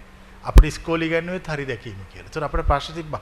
කොතනින් මෙහා ඒක ලොකු අවුලක් හරි දැකීම කියලා ඉගෙනුවා. බුද්ධ ආගමේ සම්මාදිට්ඨිය කියන්නේ අන්ත දෙකට නැතුව මැදින් දැකීම. ඉතින් අන්ත දෙකට නැතුව මැද ඉන්නවනම් එයා සෝතාපන්නයි. එච්චරයි. ඒතර එයාට තද සසරක් නැහැ. මං ඊළඟ අහන ප්‍රශ්නේ. අන්ත දෙකට නැතුව මැද ඉන්න කෙනාට තද වෛරයක් හිතේ පහළ වෙනවද? නැහැ. මධ්‍යස්ථයි. තරහ තියෙනවා වෛරය පහළ වෙන්නේ නැහැ. අන්ත දෙකට නැතුව මැද ඉන්න කෙනාට තද කාමාශාවල් පහළ වෙනවද? නැහැ. එහෙනම් එයා සෝතාපන්නයි. දැන් සෝතාපන්නේ තේරෙන්නේ නැත උස්සා. ඉතින් ඔච්චරයි. එහෙම නැතුව ඒක භාවනා කරලා ගන්න එක නෙමෙයි. මේ දේශනාවට හොඳ රහන් කන් දීගෙන අහන් එනවා. සම්මාදිට්ඨිය ගැන පැහැදිලි කරනවා. සම්මාදිට්ඨිය ගැන පැහැදිලි කරාම සම්මාදිට්ඨිය ටිකෙන් ටික අපි වටහා ගන්න. දැන් අපිට සම්මාදිට්ඨිය පැහැදිලි. මොකද්ද සම්මාදිට්ඨිය කියන්නේ? අන්ත දෙකකට නැතුව මැද සිටීම. ඒ මැද ඉන්නකොට එයාගේ හිත නිවනේ තියෙන. ඉතින් එයාට හරි ලේසි මේ මාර්ගයේ වඩන්න. දැන් කවුරු හරි ඇවිල්ලා කාට හරි බනිනවා. එතකොට එයා විශ්වාස කරයිද නොකරයිද? දෙකටම නැහැ. හරි මධ්‍යස්ථයි. සමහර මිනිස්සු සමාජයේ ඉන්න සම්මාදිට්ඨිය උප්පත්තියම තියන අය. කොබලන් එහෙමයි දැකපු ඇත උස්සා. ඒගොල්ලෝ උපතින්ම සම්මාදිට්ඨිය තියෙනවා. කිසි කලබලයක් නැහැ. මොන දේ වුණත් නිකන් පොල් ගහක් කඩම් වැටුණත් කමක් නැහැ. වැටුණාම බලමු. ඒගොල්ලෝ බොහොම නිවිලා. ඒ කෙනෙක් ශ්‍රෝතාපන්න වුණොත් ඒ ශ්‍රෝතාපන්න ආර්ය ශ්‍රාවකයා එන්න නිවිලා යනවා. එන්න නිවිලා යනවා. ඉතින් මං අහන ප්‍රශ්නය මුළු ජීවිත කාලෙම අවුරුදු 60 70ක් බුද්ධ ආගම්කාරයෙක් ලෙස ජීවත් වෙලා සෝවාන් වෙන්න බැරුව කිසි දවසක යථාර්ථයක් වෙලා සුගතියකට යාවි කියලා විශ්වාසයකුත් නැතුව පින් කරනවා. මං කියපු එක තේරුණාද? සුගතියකට යාවි කියලා විශ්වාසයක් නැහැ. මොකද ධර්මාශෝක රජුරෝ ගියේ නැහැ. ඒක හොඳද? ඒ ක්‍රමේ හොඳද? ඒ ටික ඔක්කොම පැත්තකට දාලා මේ කියන එක අහගෙන ඉඳලා සම්මාදිට්ඨියටපත් වෙලා කෙටියෙන් නිවන් දකින්න. ඒක හොඳද? ඕකේ හැමෝම තෝරන්නේ දෙවෙනි ක්‍රමය. දෙවෙනි ක්‍රමය හරි ප්‍රායෝගිකයි. අනික බුදුවරු මනුස්ස ලෝකෙට එන්නේ මිනිස්සුන්ට පින් කරන්න කියන නෙවෙයි. අට්ඨක්ඛරාති නිපදා සම්බුද්දේන ප්‍රකාශිතා. අකුරු 8ක් තියෙන පද 3ක් කියලා යන්න. ඒ තමයි ත්‍රිලක්ෂණය. ඒ තමයි මේ විශ්වයේ පාතින රිද්මය. ඒක කියලා යන මනුෂ්‍ය ලෝකෙට එන්නේ. මිනිස්සු සිල් රැකවන්නවත් මිනිසුන්ට පින් කරන්න කියන්නවත් ලෝකේ සිල් රකින්නේවා පින් කරන්නේවා හැමදාම තියෙනවා. කොබලන් එක තේරිලා අය. ඒව හැම ආගමකම තියෙනවා. හැබැයි අර සම්මාදිට්ඨියටපත් වෙන විදිය තියෙන්නේ අපේ මේ උගන්වන දර්ශනයේ. දැන් ඒතර අපි කරන්න ඕන කොහොම හරි බැරි මරගාති කොහොම හරි මේ කියන එක කරගන්න ඕන. මැරෙන්න මොහොතකට කලින්. හැබැයි ඒකට මොකුත් අමුතු දේවල් කරන්න යන්න එපා. එක සූත්‍රයක් තියෙනවා සංයුත්ත නිකායේ සගත වග්ගයේ පළවෙනි සූත්‍රය. සංයුත්ත නිකායේ පළවෙනි සූත්‍රය ඕගතරණ සූත්‍රය. ඒක දෙවියෙක් ගෞතම බුදුහාමුදුර ළඟට ඇවිල්ලා අහනවා ඔබ වහන්සේ ඔය කියන සංසාර රෝගය තරණය කළා කියලා හැමෝම කියනවා. අපි අහලා තියෙනවා. අපට කියන්න කෙටියෙන් ඒක කළේ කොහොමද? ඒකට යාට දෙන උත්තරය මම පීනුවෙත් නැහැ. කියන්නේ මම මහන්සි වෙලා පීනුවෙත් නැහැ. මම ගිලුණෙත් නැහැ. පීනන්නෙත් නැතුව ගිලෙන්නෙත් නැතුව මං හිටියා. මම ඊතර වුණා. එතකොට මේ දෙවියයි කතාවට හොඳට කන් දීගෙන ඉඳලා කියනවා ඉතා කාලයකට පස්සේ සංසාර රෝගේ තරණය කළ මුනිවරයෙක් දැක්කා කියලා වැඳලා යන්න යනවා. කොබලනේ කතාව තේරිච්චා. ඒ කියන්නේ ඒ කියන නිවන මහන්සි වෙලා වෑයම් කරලා ගන්නත් බෑ. නිකන් මුකුත් නොකර ඉඳලා ගන්නත් බෑ. ඒ දෙකට ඒ ආයි තියෙන්නේ මොකද්ද එතන? ආයි තියෙන්නේ සම්මාදිට්ඨිය. කොබලන් දැන් පැහැදිලි ආයි. දැන් මට කියන්න ඔය නිවන ගැන පැහැදිලි කරනකොට සම්මාදිට්ඨිය නැතුව පැහැදිලි කරන්න බෑ. ඒ බුද්ධ වචනය මධ්‍ය දේශනාවයි. මජ්ජේන තථාගතේන ධම්මං දේසේසි. තථාගතයන් වහන්සේලා මැදින් බණ කියනවා. මොකද මැදින් බණ කියනවා කියන්නේ? තථාගතයන් වහන්සේලා මැදින් බණ කියනවා. මැදින් බණ කියනවා කියන්නේ අන්තිකට යන්නේ නැහැ. අන්තිකට යන්නේ නැහැ. මැද ඉන්න කියලා කියනවා. මොකද මැද නිවන පවතිනවා. මැද නිවනට ඉතාම ළඟයි. හැබැයි මැද නිවන නෙවෙයි. අපි ඒක දෙවනුව කතා කරමුකෝ. මැද නිවනට ළඟයි. මැද නිවනට ළඟයි. ප්‍රශ්නේ තියෙන්නේ සමාජයේ මිනිස්සුන්ගේ සිත මැදට එන්නේ. මැදට එන්නේ නැති සමාජයක තියෙන ලක්ෂණ මං කියන්නම්. වැස්ස නැහැ. නියන් ඇති වෙනවා. එකිනෙකා කා කොටා ගන්නවා. ස්ත්‍රී දූෂණ සිද්ධ වෙනවා. මංකොල්ල කෑම මිනී මැරීම් හැමතැනම. ඒ මනුෂ්‍ය වර්ගයාගේ චින්තනය මධ්‍යස්ත වෙලා නැති නිසා. කොබලන්න දැන් මේව පැහැදිලි අය. එච්චරයි.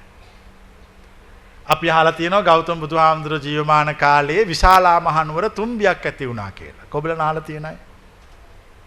රෝග, අමනුෂ්‍ය, දුර්භික්ෂ. ඊට පස්සේ උන්වහන්සේ විශාලා මහනුවරට වැඩම කළා. වැඩම කළ උන්වහන්සේ දේශනාවක් කළා. මොකද දේශනාව? කොබලන හයියෙන් කියන්න බලන්න. ඔන්න බලන්න දැන් ඊළඟට හිර වෙන හැටි. රතන සූත්‍රය දේශනා කළා. දැන් රතන සූත්‍රයේ තියෙන්නේ මොනවද? සෝවාන් වෙන විදිය. ඇත්තටම විශාලා මහනුවරට ඇවිල්ලා මිනිස්සුන්ගේ හිත් මධ්‍යස්ථ කළා. අර අන්තවාදී කුහක අදහස් තියෙන මිනිස්සු මැදට ගෙන ආවා. සම්මාදිට්ඨිය ඉගෙනුවා. ඒ සම්මාදිට්ඨිය උගන්වනකොට මිනිස්සු හරි සතුටටපත් වුණා. hina වෙන්න පටන් ගත්තා, කතා කරන්න පටන් ගත්තා. නිදහසේ ඉන්න. ඒගොල්ලෝ මේ දෙක දන්නව මැද ඉන්නෝ. කොයි වෙලාවකවත් අන්තගාමි වෙන්නේ නැහැ. කිසි පැත්තකට එහෙම හිර වෙන්නේ නැහැ. නිදහසේ හිටියා. එතකොට පරිසලයේ සමතුලිත වුණා වැස්සා. කොහොමද දැන් කතාව තේරෙන්නේ? ඇත්තටම බුදුහාමුදුරුවෝ ඒ ප්‍රදේශයේ ධර්ම දේශනා පවත්වලා දැන් රතන සූත්‍රය පිළිබඳව අද ගෙදර ගිහිල්ලා අධ්‍යයනයක් කරන්න. ඒකේ තියෙන ගාථාවලින් විශාල ප්‍රමාණයක් ගාථාවල තියෙන සෝවාන් ආර්ය ශ්‍රාවකයෙකුගේ ලක්ෂණ. එතකොට උන්වහන්සේ ඇවිල්ලා විශාලා මහනුවර දේශනා කළේ සෝතාපන්න භාවය. අවසන් ගාථ කීපේ විතර රහත් බව ගැන දේශනා කරලා තියෙනවා. කීනම් පුරාණං ඒ ගාථා. අනිත් ඒවා තියෙන්නේ සෝතාපන්න භාවය. දැන් ප්‍රශ්නේ තියෙන්නේ කෙනෙක් සෝවාන් වෙන්නේ නැතුව ජීවත් වෙනවා. ඒක ලොකු මේ අසහනකාරී ජීවිතයක්. ඒ ජීවිතේ හරි බරයි. හරි ඔළුවට ලොකු බරක් දැනෙනවා. ඔහුගේ ඊට නොවෙච්ච අරමුණු බලාපොරොත්තු ජීවිතේ පිරීලා. කොබලන් මේව තේරෙන අය. හරි එතකොට මේ රැණින්ද යන්නෙත් නැහැ. කෙනෙක් අර සම්මාදිට්ඨිය තේරුම් අරගෙන සෝතාපන්න භාවයට මැදටපත් වෙනවා. එතකොට යන්නේ විලා. වැඩි අරමුණු බලාපොරොත්තු අපි කියන ටාගට්ස් කියලා ඒවා නැහැ. හෙට බලමු. අද ඉමු. අපි දන්න ධර්මයේ ඒක. හෙට බලමු අද ඉමු. අපි හැමතිස්සෙම මේ මොහොතේ ජීවත් වෙනවා මිසක් අනාගතේ ජීවත් වෙන ප්ලෑන් කරන්නේ නැහැ. ඒ වුණාට ඕගොල්ලෝගේ ජීවිතය ඕගොල්ලෝ වරද්දගෙන තියෙන හැමදාම ඕගොල්ලෝ කරන්නේ ඉස්සරහට ජීවත් වෙන්න අද මහන්සි වෙනවා. කොබලන් එක කරන අය.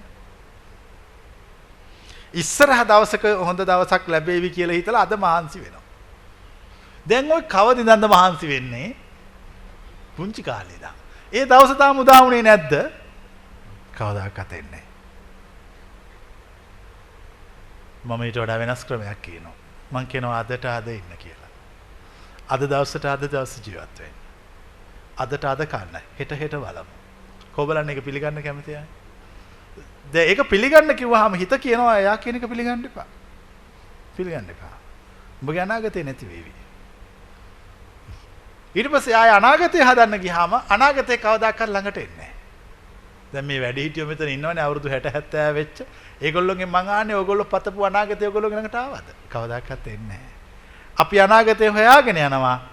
අපේ අනාගතේ අපෙන් දුරස් වෙනවා. කොබලන් අත්දැකීම් තියන අය. අපි හොයන අනාගතේ අපෙන් දුරස් වෙනවා. අපි කියනවා ඒ නිසා අනාගතේ අතාරින්න. අතීතයත් අතාරින්න. මැද ඉන්න.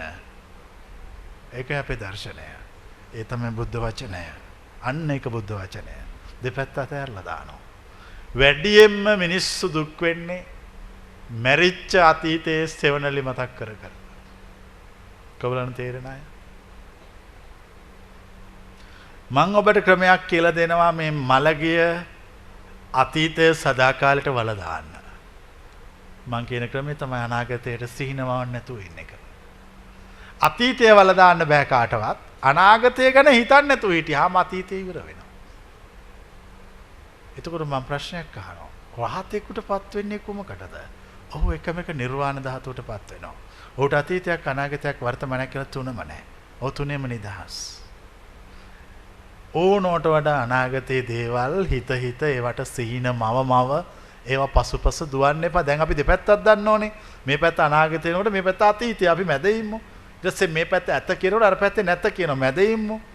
දැන් මං අහන්නේ දැන් මේ දහම දැනගත්තම ජීවිතේ බොහෝම නිකන් නිවුණා වගේ තේරෙන්නේ නැද්ද? ඒක තමයි බුද්ධ වචනය. මජ්ජේන තථාගතේන ධම්මං දේශේසී. ඒ තථාගතයන් වහන්සේලා මැදින් බණ කියනවා. මැදින් බණ කියනවා. කවුරු හරි ඒක ඇහුණාම මේගොල්ලෝගේ අර තිබිච්ච දැවිල්ල නැති වෙලා යනවා. කිසි දෙයක් වැඩි ගණන් ගන්න නැහැ. කිසි දෙයකට කම්පා වෙන්නේ නැහැ. බොහෝ ප්‍රශ්න වලට උත්තර දෙන්නේ. ඒවා කාලයට බාර දීලා නිහඬ වෙනවා. ඕගොල්ලන්ට තියෙන ප්‍රශ්නේ හිතට ප්‍රශ්නයක් ආපු ගමන් හිත හැමතිස්සෙම මොකද්ද කියන්නේ? මේකට උත්තර දෙන්න කියනවා. ඇයි ඒ? අනාගතයේ යථාර්ථයක් කරගන්න. අපට අනාගතයක් නැති නිසා අපි උත්තර දෙන්නේ නැහැ. අපි ඒව දිහා මෙන් බලන් ඉන්නවා. එතකොට ප්‍රශ්න නැහැ.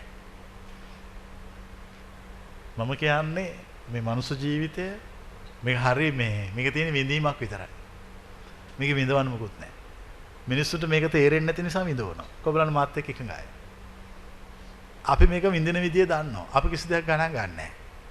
අපිට කිසි ප්‍රශ්නයක් නැහැ කැටින්ම කිව්වොත්. සිද්ධි විතරයි තියෙන්නේ.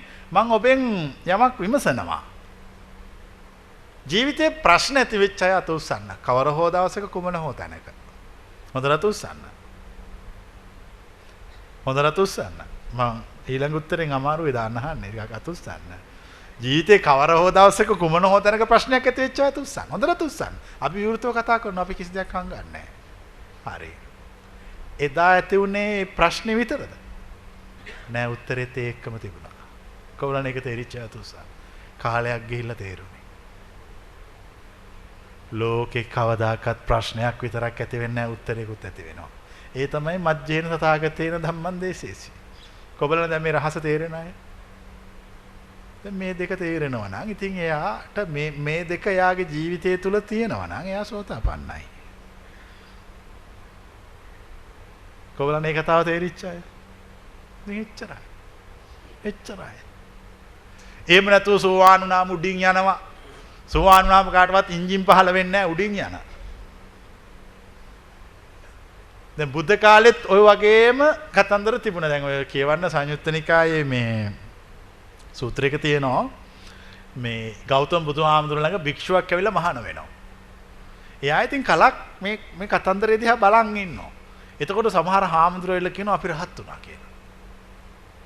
එතකොට එයාත් බය එකක් බලන් ඉන්නවා. ඊට පස්සේ රහත් උනායි කියන කට්ටිය ළඟට ගිහලා මෙයා බලන් ඉන්නවා. එයා උඩින් ගියේ නෑනේ තාම. එතකොට දවසක් මෙයා මේ ආනන්ද තෙරුන් වහන්සේ හම්බෙලා කියනවා ස්වාමීනි අර රහත් උනායි කියපු එක්කත් උඩින් ගියේ නෑ. ඒ එක්කෙනෙක්වත් අරකගේ සිත් කියෙව්වෙත් නෑ. ඒගොල්ලෝ රහත් නෑ බොරු කියන්නේ. එතකොට කියනවා ඕක ගිහිල්ලා බුදුහාමුදුරන්ට කියන්න කියලා. එතකොට මේ ඒ හාමුදුරුවෝ යනවා බුදුහාමුදුරුවෝ හොයාගෙන. රගෙන ගිහින් ඔබ වහන්සේ ඉස්සරහට අහවල් භික්ෂුන් වහන්සේලා කිව්වනේ රහත් වුණා කියලා. නමුත් උන්වහන්සේලාට උඩින් යන්න බෑනේ. එතකොට අපිට පේනවා එදා ಭಾರತයේ විශ්වාස කළේ රහත් වුණා කියවහම උඩින් යන කට්ටිය. දැන් අදත් රහත් වුණා කියවහම අර කළා මේ ගිය විභාගයේ ප්‍රශ්නයක් අහලා තිබුණාලු. රහත් බව යනු ප්‍රශ්නේ. දන්නවද ලියපු උත්තරේ? මේ හිටියා මේ නෑ. hina වෙන්න එපා. සමාජය සම්මත කරපු පිළිතුර. කොහොමද ඒ උත්තරේ තේරිච්ච අය? සමාජය සම්මත කරපු පිළිතුර. ඉතින් ඕකම තමයි ಭಾರತයේ තිබුණේ. මේ හිටිය මේ නෑ. රහත් උනා නිවන් දැක්කා කියලා කියන්නේ එහෙම එකක් නෙමෙයි. චින්තනයේ මධ්‍යස්ත වීම. හිතන විදිය හරි මධ්‍යස්තයි. කිසි කලබලයක් නෑ. අවශ්‍ය දෙයට උත්තර දෙනවා. කලබල වෙන්නේ. දැන් ඔයගොල්ලන්ගේ ජීවිත ගොඩක් අසාර්ථක වන්නේ හදිස්සිය උත්තර දෙන්න ගිහිල්ලා. කොබලන එහෙම වෙච්ච අය. අපි උත්තර දෙන්නේ නැහැ. අපි ජීවිතය දිහා බලන් ඉන්නවා. අපි දන්නවා මෙහෙන් ප්‍රශ්න එනකොටම මෙහෙන් උත්තරය ඇවිල්ලා තියෙන්නේ කියලා. මේ දෙකට කාලයක් අවශ්‍යයි එකතු වෙන්න. ඒකතු නම් මේ සියල්ල විසඳලා යනවා. අපි මේ ප්‍රශ්න වලට උත්තර හොයන්න ගිහිල්ලා මේ ජීවත් වෙන තියෙන වටිනා කාලේ ප්‍රශ්න වෙනුවෙන් නාස්ති කරගන්න නරකයි. කොහොමද මං කියපු කතාව තේරිච්ච අය. මේ ප්‍රශ්න වලට උත්තර හොයන්න ගිහිල්ලා මේ ජීවත් වෙන තියෙන වටිනා මේ පුංචි කාලයක් අපි හැමෝටම තියෙන. හැබැයි පුංචි කාලයක් නෙමෙයි අවශ්‍ය කාලේ තියෙනවා. කොහොමද මේක පිළිගන්න අය? ඔබලා හැම කෙනෙකුටම අවශ්‍ය කාලේ දීලා තමයි මෙහෙට එවලා තියෙන්නේ. ඒ මොකටද අවශ්‍ය කාලයක් දීලා ඉුවේ? මෙන්න මේ පණිවිඩය හොයන්න. වෙන මොකකටවත් නෙමෙයි. මිනිස්සේ ජීවිතේ කුඩා කාලේ ඉඳන් වයස අවුරුදු 70ක් 80ක් වෙනකොට එයා පහු කරන චරිත, ළමා චරිත, තරුණ ඔහොම බලාගෙන ගියාම එයා අන්තිමට මෙවිල කල්පනා කරනවා මම මොකටද මෙහෙට ආවේ? ආපු කාරණේ නෑ. ඇත්තටම එයා ආවේ සම්මා දිට්ඨිය හොයාගෙන යන්න. ඒ වුණාට එයා සම්මා දිට්ඨිය ඇරෙන අනිත් ඔක්කොම හෙව්වා. දැන් එයාට යන්න දැන් වීසා එක දැන් කැන්සල් කරන්න හදන්නේ. දැන් යන්න ඕන. කවුරු මෙහි ආවත් යන්න ඕන කවුරු ආවත්. එතකොට එයා කල්පනා කරනවා දැන් මම මොනවද අරන් යන්නේ? අරන් යන්න දෙයක් නැහැ. ඒ කියන්නේ ඕන දේ හොයාගෙන මම ඔබලට කියන්නේ මේ මනුස්ස ලෝකෙන් මේ යන දවසට පශ්චාත්තාප වෙන්න එපා. පශ්චාත්තාප වෙන්නේ තමන් හරි දේ හොයාගෙන නැති වුණොත්. මේ කියන දහම හොඳට අහන්න. එක දවසක් අහන්න එපා මාස ගාණක් අහන්න. හොඳට විශ්ලේෂණය කල්පනා කරන්න. ඒ කල්පනා කරලා ඉවරලා බලන්න මොකද්ද උන්වහන්සේ කියන සම්මාදිට්ඨිය. මම කොහොමද දෙතෙන්ටපත් වෙන්නේ? මොකද්ද සෝතාපන්න භාවය කියන්නේ? අපි අහලා තියෙනවා විසාකාව සෝතාපන්නයි. මිගාර මාතු ප්‍රාසාදේ හදලා ලොකු පින්කමක් තිබුණා. මිගාර මාතු ප්‍රාසාදය කියන්නේ විසාකාව හදපු මහා තට්ටු ගාණක් උස ලස්සන පන්සලක්. එක අද කාලේ නම් ලොකු හෝටලයක් වගේ මහා පන්සලක්. අපි අහලා තියෙනවා ඒකට සිටුවරෙක් පාපිස්සක් ගෙනිච්චලු. එයාට පාපිස්ස දාන්නවත් තැනක් තිබිලා නැහැ. ඒ තිබිච්ච පාපිස්ස අනික ඔක්කොටම වඩා හොඳයි. විසාකාව පින්කම කරලා ඉවරලා උත්සවය කරලා දාන දීලා ඔක්කොම කරලා පාර නටනට ගියා. විසාකාව සෝවාන්ද නැද්ද? නැටුවයි කියලා සෝවාන් ටික වැටුණාද? නැහැ. මිනිස්සු බැන්නා. අන්න පිස්සු කියලා රාම්මණ්ඩිට. එනට ඇසෝතාපන්නයි. ඕගොල්ලෝ සෝවාන් කියලා හිතන එකයි ඇත්තම එකේ වෙනසක් තියෙනවා. එක වැද්දෙක් හිටියා. මේ වැද්ද හැමදාම කැලේ ගිහිල්ලා සත්තු මරාගෙන ඌරෝ මරාගෙන එනවා. මේ වැද්දි සෝතාපන්න. මේ මරලා ගෙනලා දෙන්නේ කාටද? අර වැද්දිට. වැද්දි තමයි සත්තු කපලා, හැම ගහලා, මස් වේලලා, කරවල කරලා ඔක්කොම කරන්නේ. වැද්දි සෝතාපන්නයි. කොබලන පිළිගන්නයි. පිළිගන්න වෙනවා මොකද පොතේ තියෙන්නේ. එතකොට මේ අපි හිතන් හිටපු එකයි දැන් ඔබ වහන්සේ කියන එකයි ආත්පසින් පරස්පරයිනේ. ඔව්. මම කියන්නේ මීට අවුරුදු 2600කට කලින් තිබිච්ච සෝවාන් භාවය ගැන. ඕගොල්ලෝ කියන්නේ 21 වෙනි සත වර්ෂයේ බොරුවට හදාගත්ත සෝවාන් භාවයක් ගැන. මේ දෙකක්. අපි කියන්නේ පරණ එක. ඒ පරණ එක ඕන කෙනෙකුට ලං වෙන්න පුළුවන් එතෙන්ට. පුණ්ණා කියන්නේ වැඩකාරකම් කරපු ගෙදරක 16ක් සෝතාපන්නයි. ඊළඟට රජ්ජුමාලා කියන්නේ ඒත් වැඩකාරකම් කරපු කාන්තාවක් බෙල්ලෙවලලා ගන්න ගිහිල්ලා සෝවාන් වුණා. එතෙන්ට ඇවිල්ලා ඒ දහම අහලා සෝවාන් වුණා. මේක මේ අමාරු කතාවක් නෙවෙයි. මේක තියෙන්නේ පැහැදිලි මාවතක් කියන්න කිව්වේ නැති නිසා අමාරු වෙලා තියෙනවා. කොබලන දැන් තේරිච්ච අය. හරියට මේ අපි කියන්නේ මග සලකුණු කියනවා කියලා. ඒ නිවන අහගන්න ඕනේ ඒ පාර ගියපු කෙනෙකුගේ. වෙන කිසිම කෙනෙකුට පොත් කියවලා ඒ නිවන කියන්න බෑ. ඒක යථාර්ථයක් නෙමෙයි. කවුරු හරි මේ පාරේ ගියා නම් එයාට පුළුවන් කි මග සලකුණු කියන්න. මෙතනදී ඕක හම්බ වෙනවා. ඔතෙන් ආහෙනම් අරක ඇති. ඒ ආහෙනම් ඒක ඇති. අන්න එහෙම මග සලකුණු කියන්න පුළුවන්. දැන් මම අද පැහැදිලි කරේ සෝතාපන්න භාවය පිළිබඳ මූලික පැහැදිලි කිරීමක්. ප්‍රශ්න. අපි ඊළඟට මේ ආයත තියෙන ප්‍රශ්න සාකච්ඡා කරලා බලමු වෙලාව ගිහිල්ලා මම හිතා.